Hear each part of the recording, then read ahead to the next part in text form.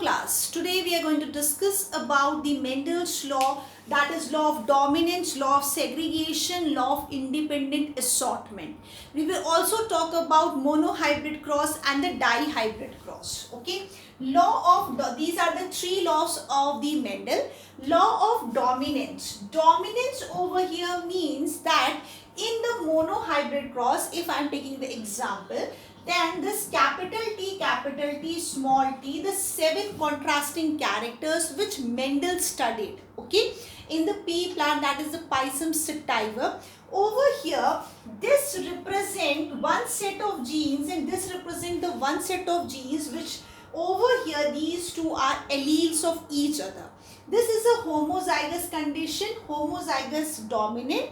This is homozygous recessive condition and this is heterozygous. Hetero means different.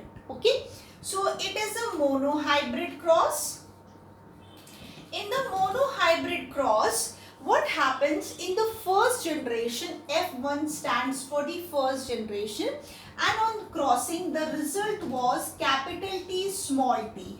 If we just make the Punnett square and make the gametes, then what will happen? Capital T, this was of F2 generation. ये F2 generation का result है. Okay. So over here, when this F1 generation was self-fertilized, मतलब self आपस में ही cross हुआ. So what is happening? That capital T small t is crossed with capital T small t. That is the F2 generation. So we are getting the phenotypic ratio as 3:1. Why? Because it is tall, it is dwarf. Okay. And when this is also tall, over here the genotype is different. Genotype is what is the genetic, and phenotype what the morphology, what we are seeing, that is the morphology. So over here the phenotypic ratio is 3:1 and the genotypic ratio which is 1:2:1. Why? Because over here the 1 is capital T and 2 are capital T small t and 1 that is dwarf, that is small t. Now over here law of dominance, which is proving that the dominant character is going to overshadow the recessive character, and which is proven in the F1 generation. That is over here. Over here capital T small t. Capital T is the dominant and small t is the recessive. So over here it is dominating. So this is the dominant character. Secondly, law of segregation. Segregation means separate. Now how this separation is occurring? This separation is occurring during the gamete formation. Over here what the Punnett square we are making and what we are combining. Assortment. Assortment means to combine. What is combining over here in the Punnett square which is being followed. Over here it is capital T, the combination what we are making over here, that is what is law of segregation. Because of this law of segregation, this dwarf plant is again represented in the F2 generation, which was the base of law of segregation. Okay.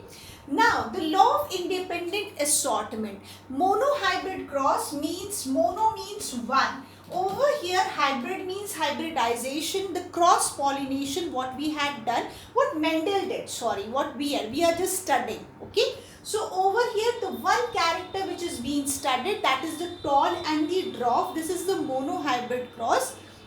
So where the difference in the phenotypic and the genotypic characters were there. Okay. Now law of independent assortment is applicable to the dihybrid cross. Now the dihybrid cross, where out of the 7 characters which the Mendel studied, the Mendel took 2 characters. Okay, the 2 characters were what? That were yellow and round, and they were crossed by green and wrinkled. Okay. Now this is the dominant character. So we are taking the recessive character of the same alphabet as small, and over here wrinkle, that will be round and the yellow and green and wrinkled in the small alphabet only.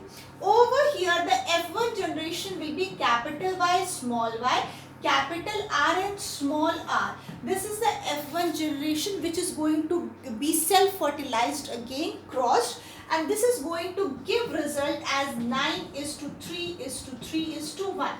Again over here this one which is coming, this is by the following the law of segregation and law of assortment, that is separation by the formation of the gametes and assortment by the combining of those gametes only we are getting the results. Okay students.